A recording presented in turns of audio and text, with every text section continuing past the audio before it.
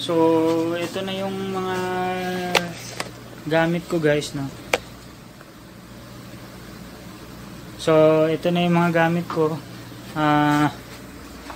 Medyo madilim, no. Buksan natin yung ilaw para makita natin.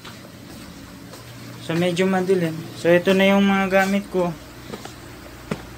So, yung iba kong mga gamit, so yung nabili kong ilaw sa China, no, yung working lamp. So, kasi iba nating gamit. So, nakapack na yan. And, ready to go na din yan. Ang ginagawa ko kasi, pagka pauwi na, no, let's say, 1 month to go, pauwi na kami, nagpe-prepare na ako talaga kasi I don't want to nagmamadali. Gusto ko nakaayos yung gamit ko step by step or organized, no. Ayaw kasi ng magulo yung gamit. So ito yung iba kong excess. Marami kasi akong mga libro, no. Yung mga libro kong binabasa. So dyan yung sapatos ko, excess. Tapos yung iba kong normally kasi may sabon akong supply sa amin, naiipon ko yan, no? Naiipon ko yung iba kong sabon, so nakakapag-ipon ako. And ito yung aking tawag dito, ang aking hand carry. So dito ko nilalagay yung mga documents, yung laptop ko, no? Tip number 1, kailangan meron talaga kayong naka-ready yung nyo, no? So meron ako naka-ready na yung padlock. And as much as possible, para mas madali, hindi kayo mahirapan, lagyan nyo ng color coding, no? Katulad ng ginawa ko. So kung red siya, may red na color yung key, yung susi, tsaka yung padlock. Lagyan nyo ng color coding para mas madali nyong ma-identify. So okay.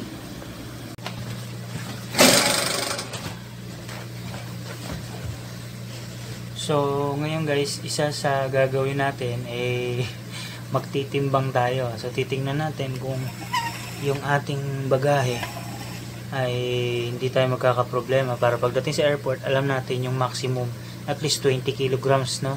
So, titingnan natin yung bagahe ko kung ilan yung bigat.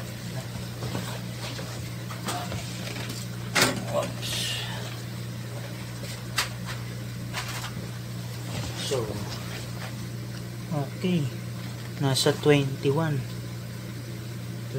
kilogram baggage ko. Susulat natin,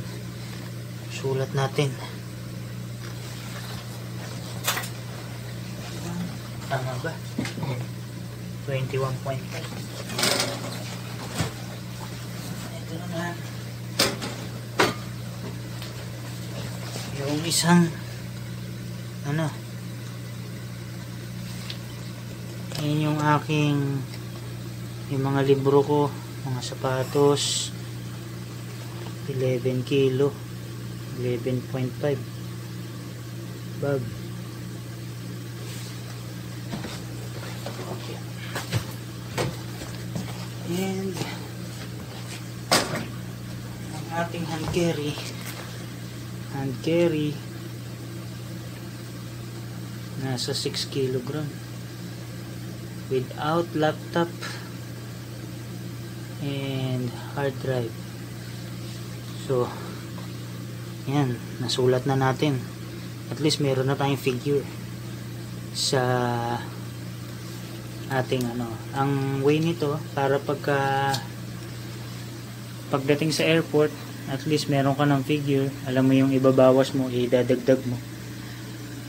Okay, so bye bye.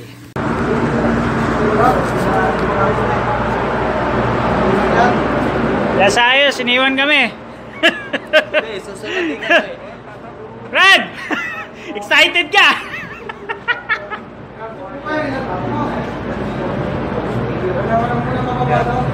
Las ayos, kami maiwan ngayon. Wala lang. Las ayos, naiwan kami. Ba't nyo kami iniwan? Paalam! Bukas kami naman. Las ayos. Okay, so ngayon guys, pag nakuha na namin yung aming final wage, ang ginagawa ko bago ko bumaba is inaalat ko na yung aking mga gastusin, no. So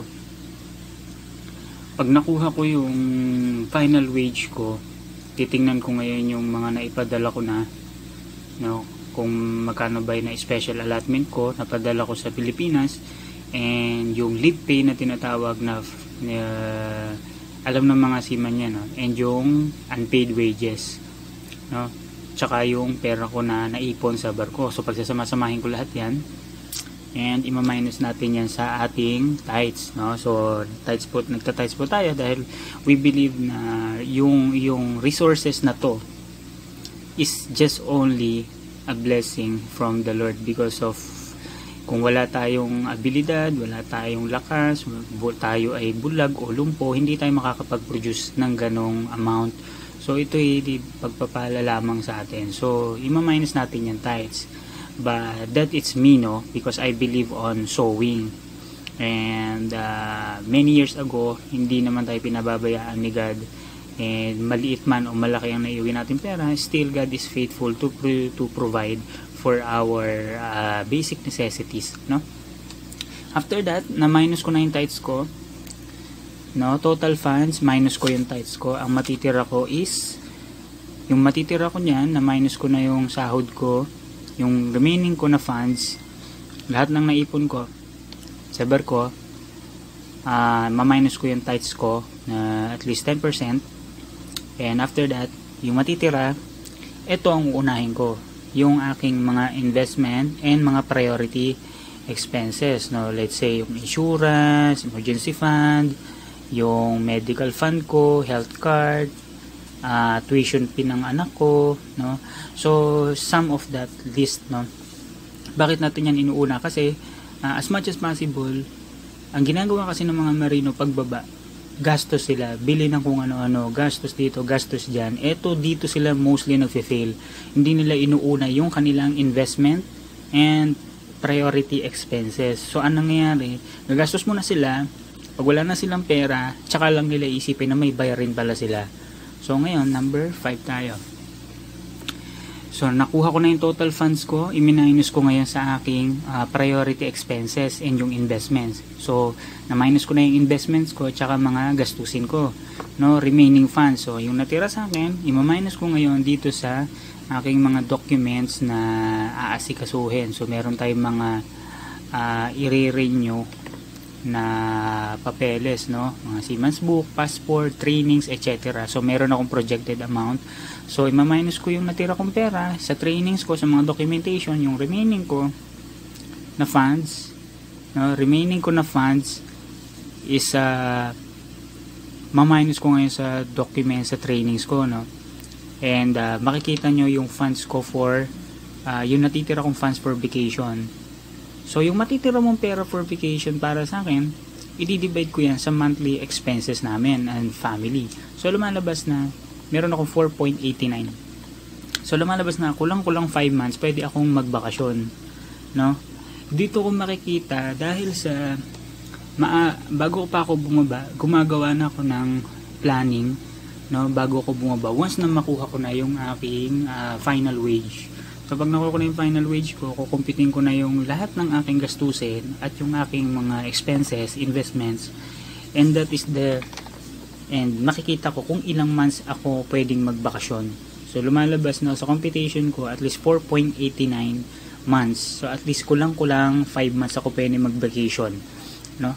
So dito maraming pumapalya ng mga marino, no? Gaano karaming marino ang uuwi, bababa, uunahin ang inuman, uunahin ang pasalubong, kung ano-ano, and yet nakakalimutan nila na meron pala dapat silang unahin na investment and priority expenses, yung mga documents nila, no? So anong nangyari? Nalilimutan.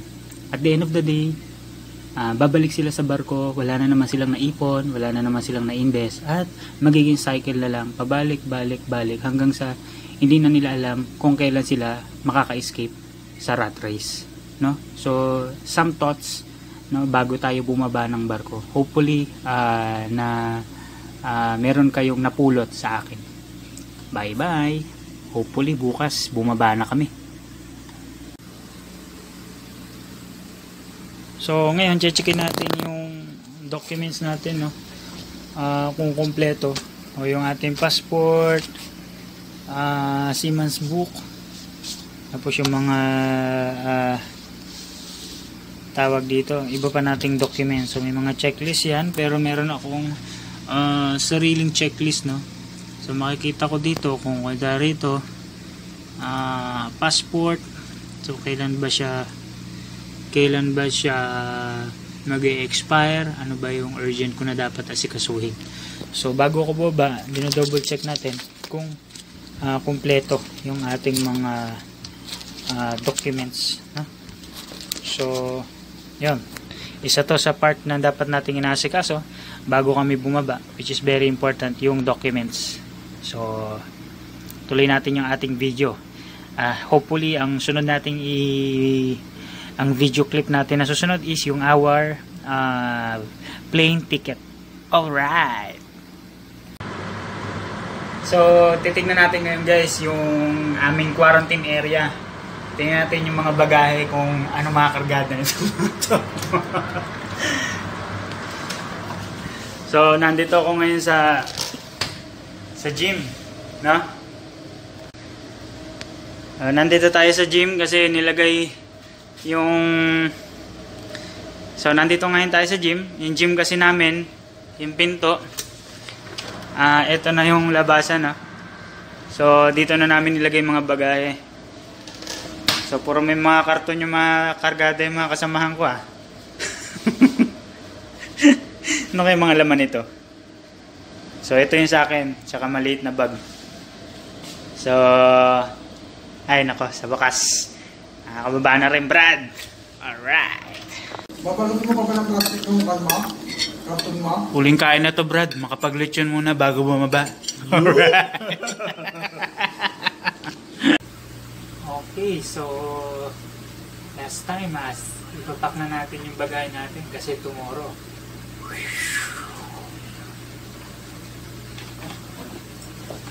Okay, ito na lahat yung gamit ko.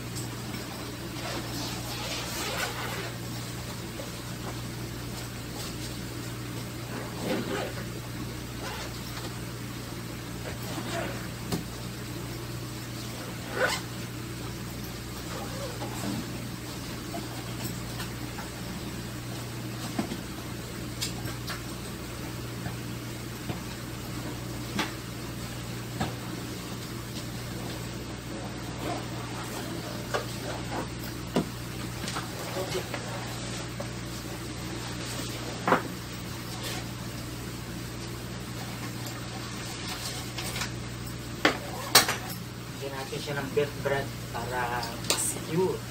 Alright.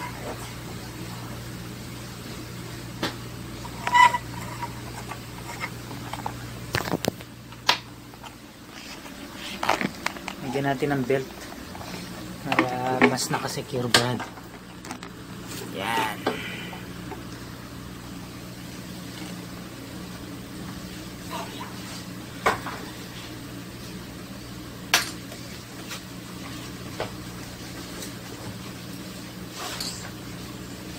Excited na ba kayo, Brad? Excited na rin ako.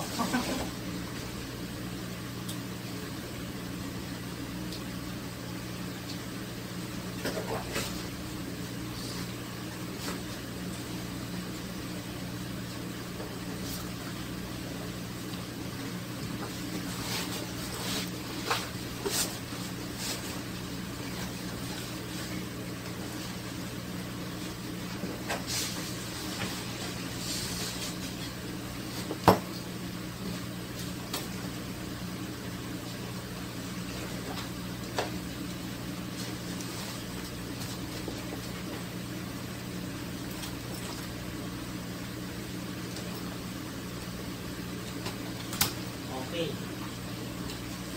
Tapos, doon na natin lalagyan ng padlock sa airport. So, yung padlock natin naka-ready na. So, mauuna kami sa mga officer kasi may first batch na bumaba kagabi. So, kami ngayong umaga.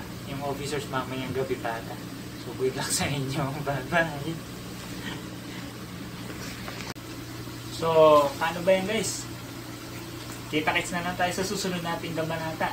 And,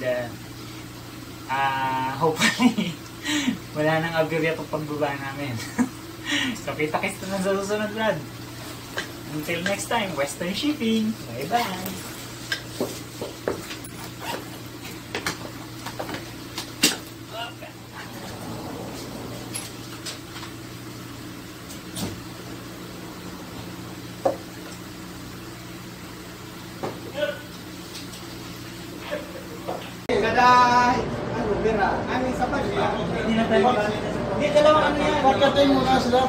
Mukhang ito na yung kapalit namin Dalawa yung dalawa yung bote. Iba yung bote nila. Baka yun ang bote natin. May mga store pa sila.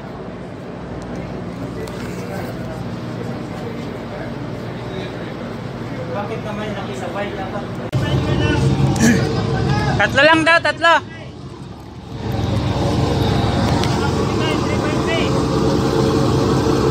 Oh Brad, ayun na yung kapalit namin Brad. Sa wakas, makakatakas na rin kami. Sa wakas, makakatakas na. Try nga natin. Good luck sa inyong lahat.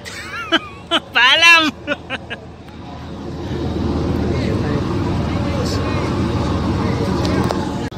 Dami ng tao Brad, nagkakagulo na ngayon sa ano.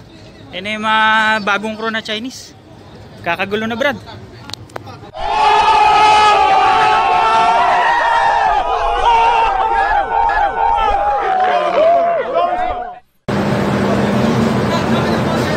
Mga bagahe nila. Damay pa kami.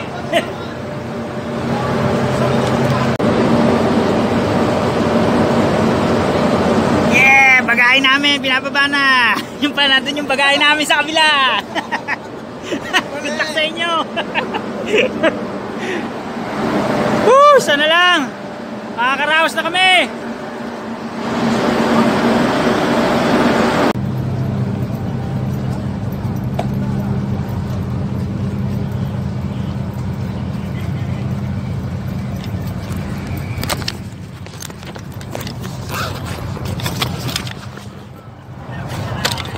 Connect pa rin ang papel natin kung stop.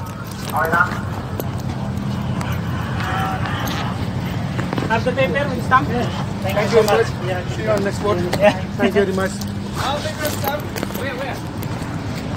I give to officer. Give this, huh? Yeah. Yeah.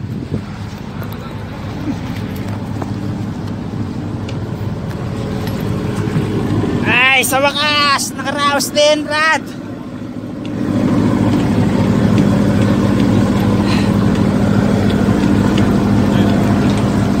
Paalam na, panagi ha. Bye-bye.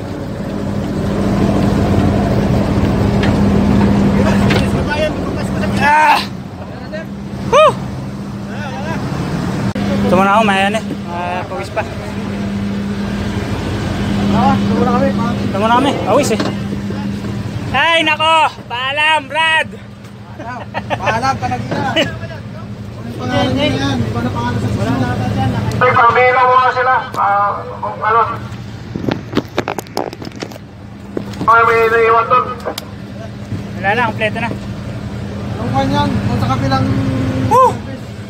Nakaraos din, Brad. Nakaraos din. Picture mo muna, picture. So, magbabiyahe pa kami, mga, I don't know, isang oras, papunta ng, ano, ng immigration ata, tas airport. So, good luck sa mga bagong crew. Good luck sa mga bagong crew ngayon. Yes, sa wakas. So, see you in a bit, Manila. Kita-kits tayo. Bye-bye.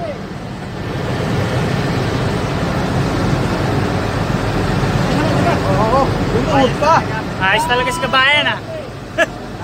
Dami namin bagahe, Brad. Tuma tayo, palamig muna tayo. lang, Brad. See you next time. Bye-bye. Wala na siguro. Oh, ayun na yung van namin, tsaka minibus, nag-aantay na. Alright.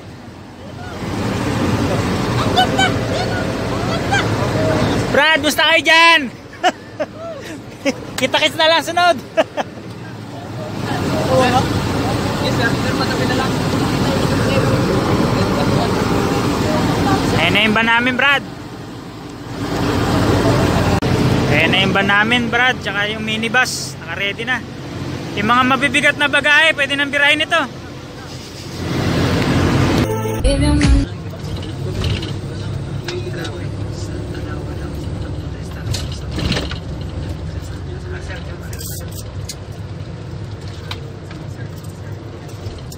No possible other side. Fine. Fine. Only small car. Because we don't have trolley here, you know. We have baggages. No trolley na. No possible more. See? Okay, departure na, Brad. Hi. Kuha muna kami ng trolley kasi malayo-layo, Brad.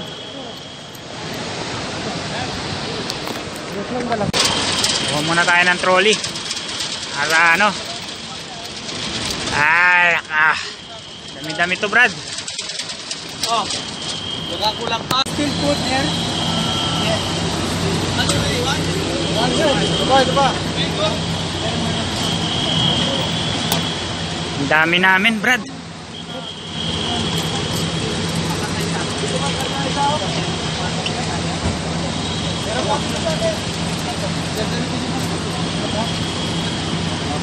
Ito pa kaya ano, Mayor, oh.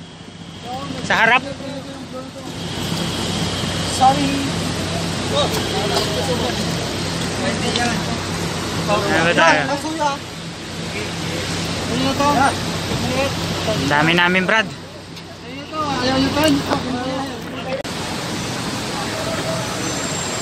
Whoop.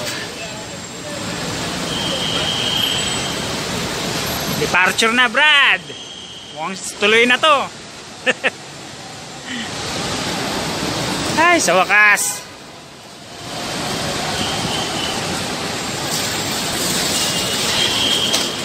Welcome, Dubai Airport.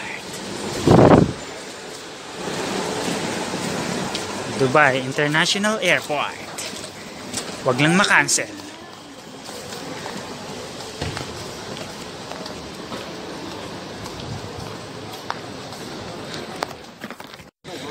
Kay tagal mong nawala, uuwi ka rin. Alright.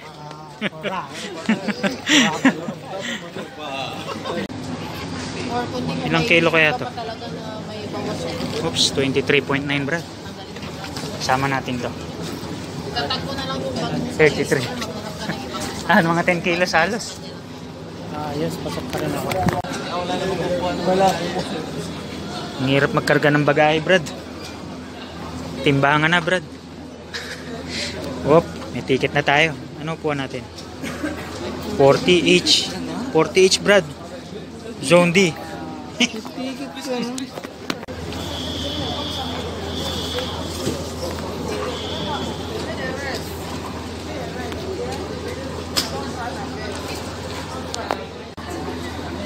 So, nahihirapan yung mga tropa magkarga, Brad. Kasi at least 40 kilos lang per ano no. Per 2 baggage 20 kilo. So as much possible dapat kapag ka bababa kayo at least 20. So mahirap magkarga ngayon yung mga kasama ko kasi nga sobra-sobra yung kilo nila. So ako may ticket na ako kasi 32 lang yung bagahe ko. So let's learn from that, guys. Never make the mistake again and again. Okay, naka-check in na yung bagahe namin. Punta na kami sa aming gate. Saan kaya ang gate namin?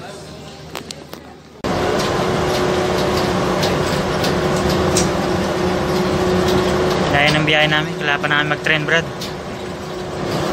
Kaya kami makarating nito. Sir, saan punta nyo, sir? Yeah, kaway-kaway. Sir, ilan buwan inabot nyo sa barko, sir? Ako sir, 2 buwan. 2 buwan. Okay lang yan sir, kaysa wala. Ayos yan, sir. Nakakapagpasko tayo. Sige, 1, 2, 3. At naman kasi may mga purpose siya. Kahit na 2 buwan lang, hanggang 2 buwan lang talaga. Hindi mo pwedeng pilit na yun. Ganon? Ganon. Sige sir, tingnan mo ha, baka madapa ka. Kala mo sa akin, dito. Uy Brad, may waterfalls Brad. Taas naman ito Brad. Talagang A24 Brad. Kaya lang ito yung sinasabi ko. Yung sa Turkey. Naalala ko na to, dito kami unang nag-join eh. Yung sa Turkey, mas ano talaga yung grabe as in. May tubig Wala oh. talagang ano. Parang sa Laguna ko lang nakikita to Brad ah. Yung Kasi yan ang dam nila dito. ganon. Ano ba tayo? Sige sir, sundan kita ah. Pag naligaw ako, manda ka sa akin. Ayan o, 8-12. A24.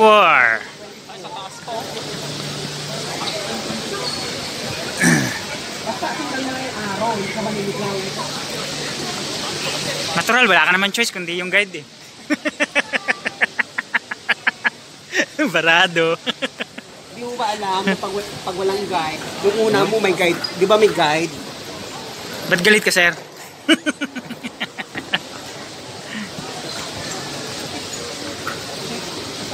Tayo mga Pinay dito Brad eh. Ha? Ang mga Pilipino. Uy Hermes, siguro marami nito si Aling Junisha. Walang binatbat yan doon sa ano.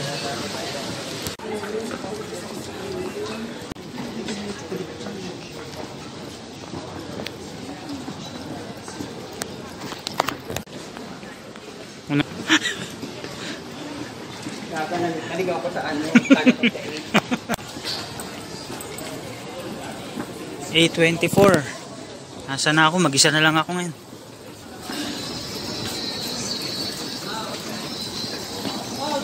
A24. Yung mga kasama ko sabi sabay-sabay daw. Ngayon mag-isa na lang ako Brad. 12 kami. Ganyan talaga pag kwentong barbero Brad. Mukhang mamahalin to Brad ah. Mga souvenir o mga tower.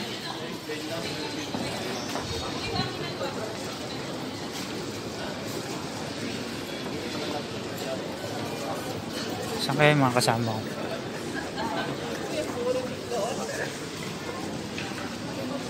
Hanap ako ng ano eh, drinks.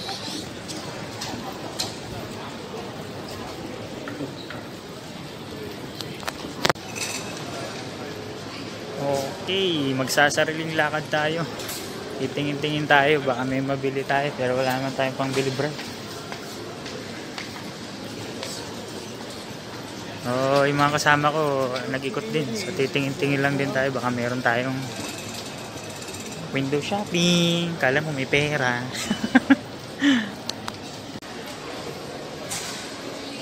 So guys, yung iba ang ginagawa, namimili ng mga chocolate, alak, or whatever. So tayo ngayon, hindi naman tayo bibili kasi meron naman nito sa Pilipinas eh. Yung mga business books Brad. Pero may nakita ako. Alam niyo ba itong libro na to? The Richest Man in the Babylon. Meron naman to sa Pilipinas. So I know mas mura to Brad. So hindi lang pag OFW ka, hindi lang tsokolate dapat binibili mo tsaka alak. Dapat bumibili ka rin ng mga investment books para madagdagan ang kaalaman mo sa pera. A little bit of advice.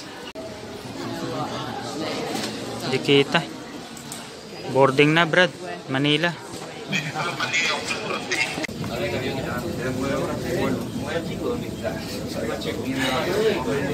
Lapit na sa katotohanan Brad. Boarding na. Dahil sa matanda na damay.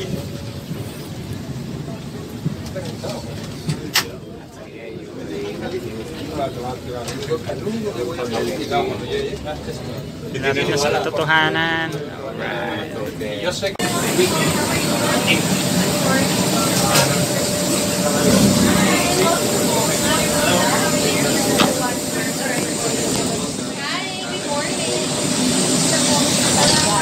Hi. Thank you. Welcome. Make her hair today. Okay, nandito na tayo sa screen natin, Brad. Let's fly Emirates. Oink. Ayaw, Brad. Ayaw, uy. Late response, ah. No good, ah. Si Brandon Vera, kasabay natin, eh. Magpapapicture sana siya sa akin. Sabi ko, pasensya na, busy pa ako, eh. Singing lang naman. Ay, maganda kumaganda. Entertainment. Pili tayo, Brad. Movie.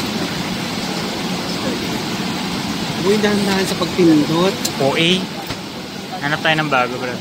May maano yan. Mabutas. Yan ako nakita ng bago, eh. Ito, Dark Phoenix. Alright. Nood muna tayo, Brad. Brad, kain na, Brad. Kaya natin. Ilang oras na lang, Brad.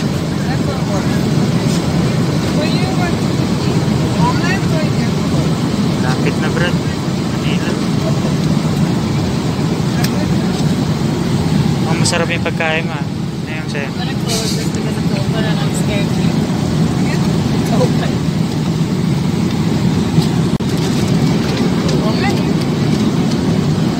Bigyan na ako ng pagkain, Brad.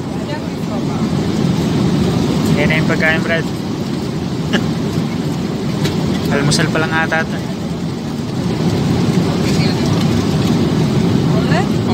Thank you. Tingnan natin ngayon, ano omelette niya, ano yung tsura. Tingnan lang. You see the one more train in the galley? One of these. Patatas, Brad. Ito. Mushroom. Croissant. Okay, kakape muna tayo, Brad. Hindi kaya tatawid din sa kabila. Di ba sa harap doon may Jollibee doon? Kape muna tayo, Brad. Tinapay ka po, sir. Sa akin mukhang inundoy, ah. Binagyo. Anagi. Anong experience mo, sir, sa Emirates? Okay lang ba? Oh, very, very. Very good, ah. Oops, malapit na tayo. Very elegant. Anong oras na lang? 2 hours na.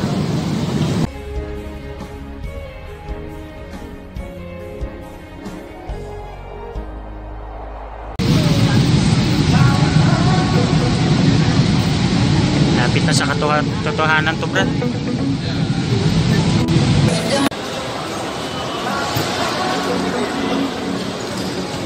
Pagahin na, Brad.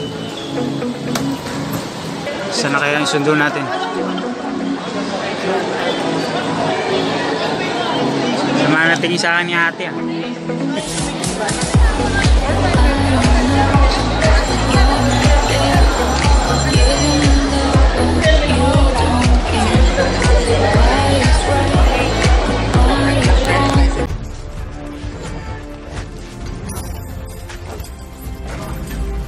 Okay, so guys, I have a free gift to you, and as part of my advocacy, may ipinamimigay po tayong free ebook.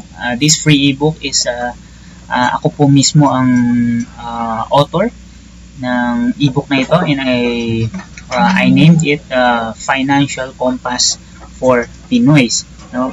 You can download it in your smartphone, no? And also you can, since this one is PDF, you can open it, no? When you download it on your smartphone or tablet, no?